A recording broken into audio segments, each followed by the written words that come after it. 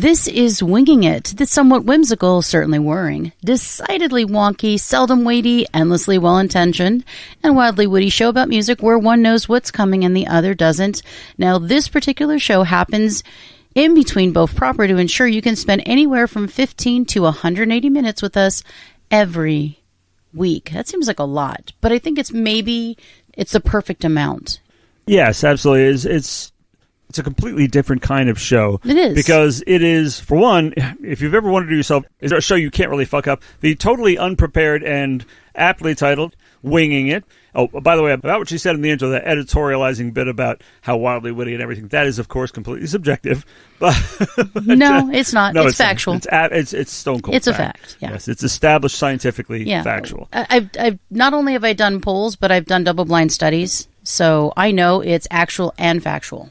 Today, I've decided we're going to be talking about times that rock and metal tour lineups made no damn sense. There are some head scratches out there. It's like, what the hell are they doing playing with them? You know, that's the one thing I think when you're on tour. I get that sometimes you mix it up, right? You got a little bit of something where you're like, oh, that's interesting.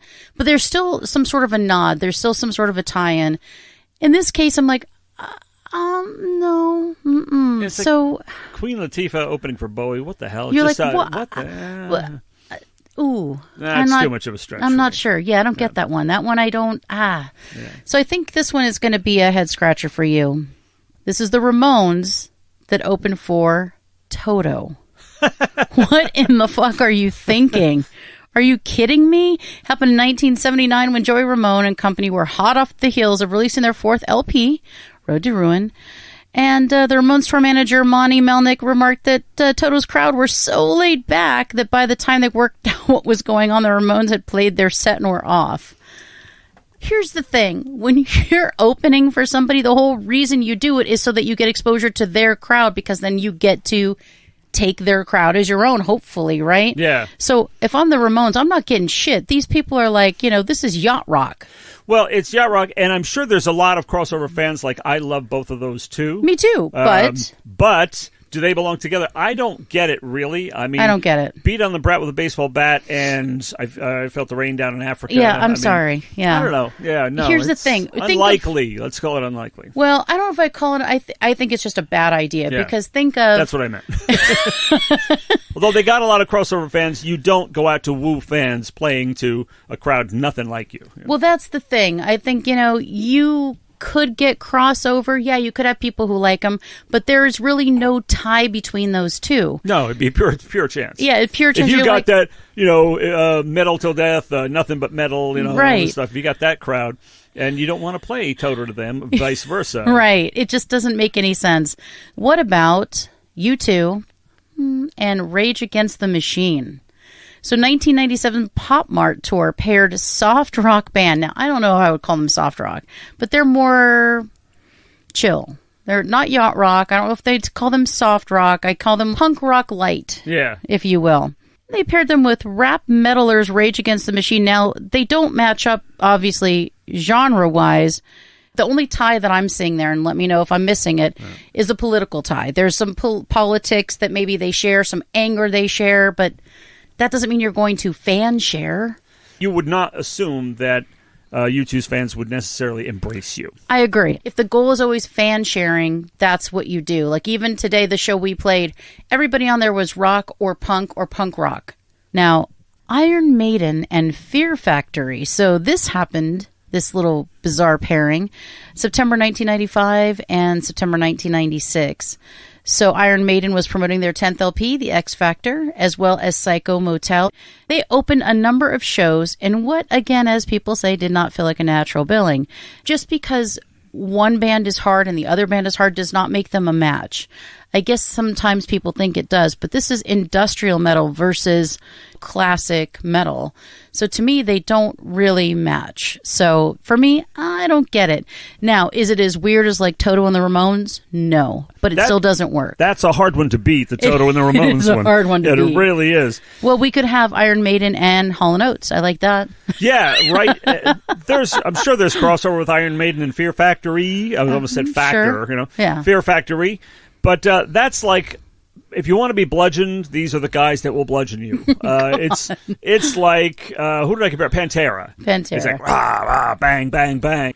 And if that's what you're into, they do it, and they do it well. And it's just Iron Maiden is a different kind of metal altogether. Agreed. It's like this operatic, theatrical, almost progressive, guitar-centered. It's nothing at all. Lots of riffs, lots of solos. Different metal altogether, east and west. Agreed. Closer, but still no cigar, as they'd say. So what about The Jam and Blue Oyster Cult? What? Yeah, the Jam is, yes, right? Is this incredible? The Jam is like this really cool Brit pop, Yeah. and it's really nice. And one song that's stuck in my head forever, A Town Called Malice. And I admit I don't know a lot of their stuff, but they're actually a very good band. But it's Blue Oyster Cult, nothing. I am a huge Blue Oyster Cult fan. I have all their albums. I'm going to see them next week, in fact. This will have passed. Yeah, I already saw them, unless, barring any unforeseens, I saw Blue Oyster Cult. That's right. But it's entirely different. It is also dark. It's theatrical. Right. It's kind of campy. It's proggy. It's all over the place. So what you're saying is we should have had Iron Maiden and Blue Oyster Cult. You'd get a lot lot more. That one. Right? That makes more sense. The criteria, like a search criteria, right. It actually lines up quite. It's a more eHarmony, Oh my God. Yeah. So this happened in 1978. Wow. So there's really no excuses. You probably would be better served to have the Jam with, let's think of who they could be with. The Jam and... The Clash. Ooh, that would have been... Ooh, well played. That would have been nice. I think they might have. Maybe I'm just pulling that out of the archives. Yeah, so I have a really weird one for you right now. Are you ready? This is maybe our last one that we talk about, just because there weren't that many, and we've hit the best ones, but then I'd like to do a little challenge at the end. Ooh, I know. Def Leppard and... The Human League. What? What in the ever-loving fuck are you thinking about? Wow. So we have synth pop and glam metal. What? Yeah, right? What the fuck? That doesn't make sense. I'm sorry. Completely different vibes. They'll end up on the same radio station, but on the same stage is a mistake. It doesn't really make any sense. This was, again, also 1978. 1978, a bad year for pairings. And also a good year. I was going to briefly mention the 70s, having been around and had firsthand experience of the Stone Age like that, that there were some very hot pairings and some that just made you scratch your head like these. Yeah, they're very strange. So let's look at better ill-advised in every capacity. So let's misbegotten. Yeah. Oh, very well said. What about the Human League? Who would we pair them with? Other synth pop. Oh, Thompson Twins or heaven only knows. But what about Eurythmics? Eurythmics, yeah, that would be kind of cool. Yeah, but Def Leppard, no, don't do that.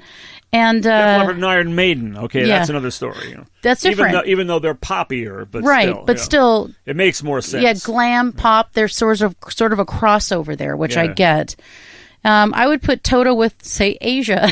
Yeah, that makes sense. There you go. That's a good pairing. Bunch of Ace Studio guys, right? Do your thing. Yep. And Rage have great pop songs in them. Who would we put Rage with?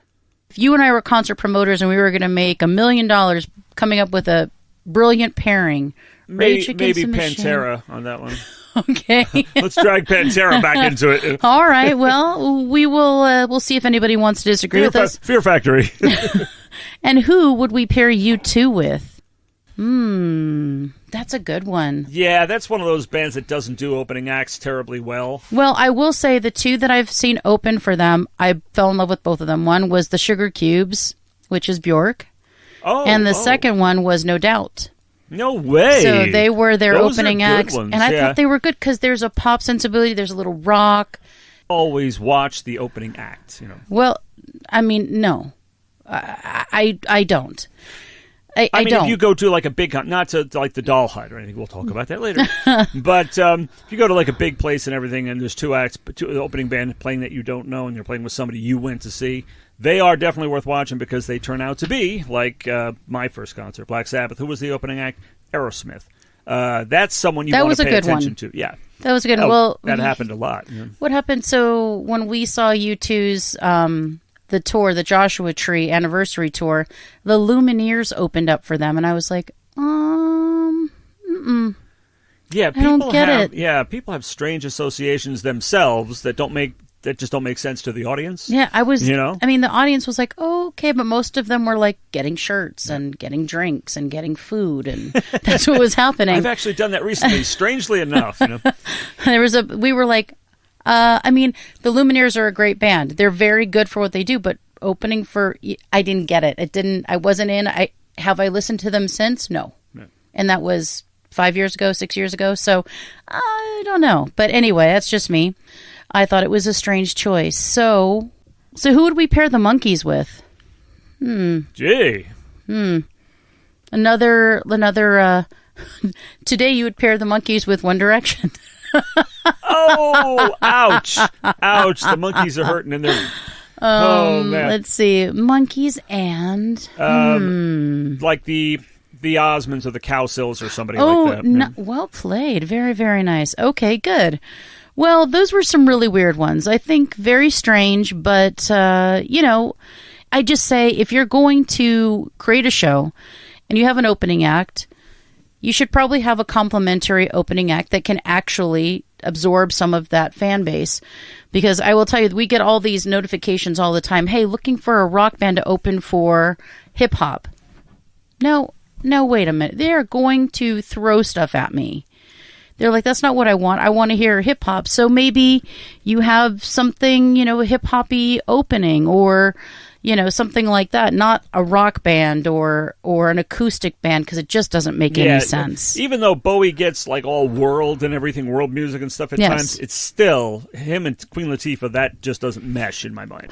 If the crowd that is there to see the headliner is not going to like the opening act, please spare them. Please find a complimentary opening act, or maybe just skip the opening act altogether and have the band play another half hour or an hour. That's what I'm saying. I've seen a number of bands without opening acts. Yeah. Queen, Led Zeppelin, no opening act. Do they need them? Yeah. Do they need them?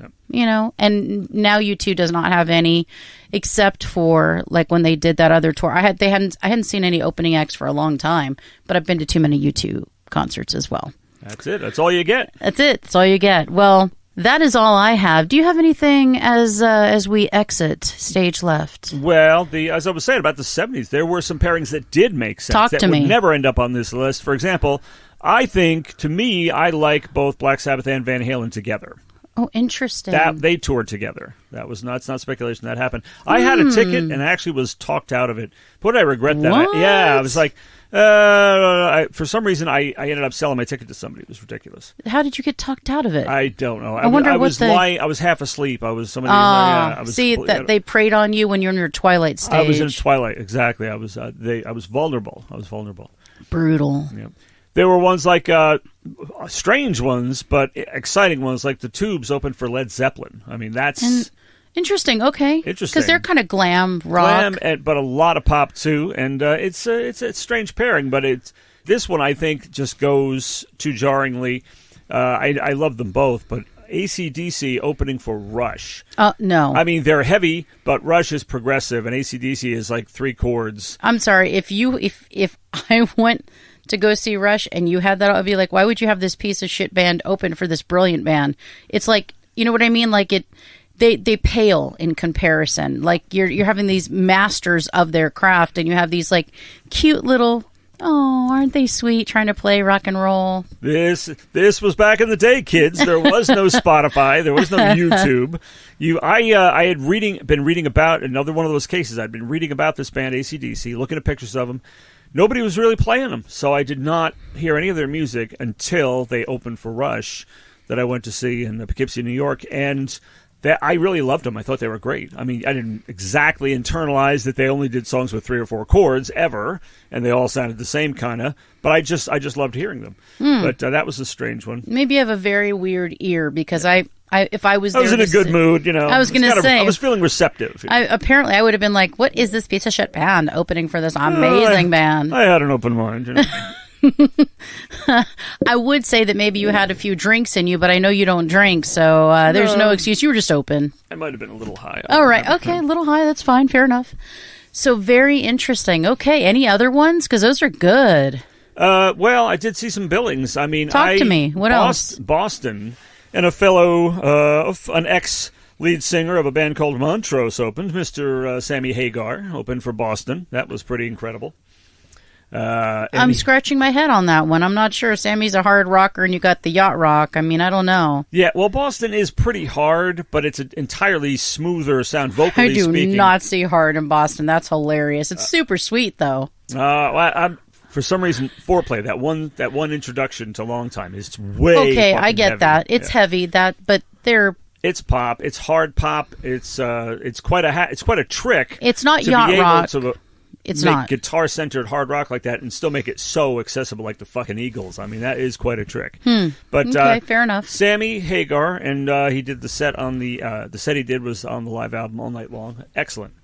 And I saw Foreigner and Mr. Nick Gilder open for them, and I can totally see that. I can see that. Yeah, that makes sense. That one made sense, and it was great. That would be good. Oh, Nick Gilder. Oh, who did I see together? It was Jethro Tull and Uriah Heep opened. And that's amazing. Yeah, I can see that. That makes sense to me. I can see that.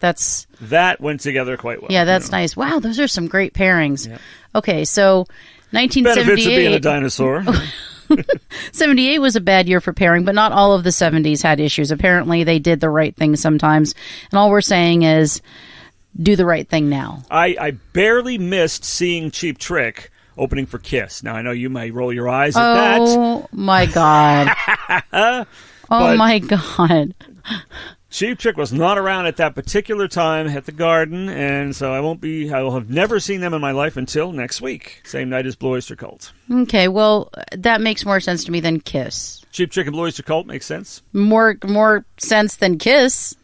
I mean, doesn't make sense, but more sense than Kiss. Yeah, it's an odd pairing, but a very fortunate one for me. Yes, I mean, if you ask me to pick, I'd say, can we pick some other peeps to go with them? But I don't have that option. But you will have enjoyed that show, and you will be able to share on future Birds. That would be amazing. I hope it's one to crow about. I hope, yeah. I mean, if it's not one to crow about, maybe it's one to know about, and then we can just tell them about how shitty it was. Yeah. But they are older, so it'll be interesting to see how it goes. Well, that's all I have. I hope that you, David, enjoyed this little moment where we talked about odd pairings, and you shared some amazing pairings.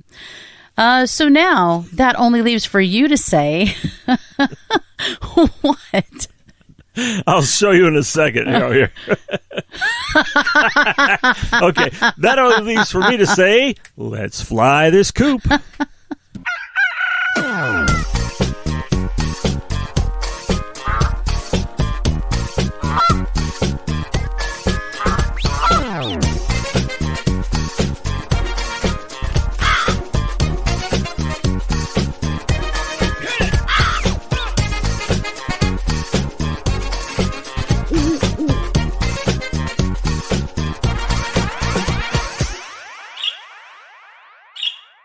This has been Birds of a Feather on What the Flock Radio.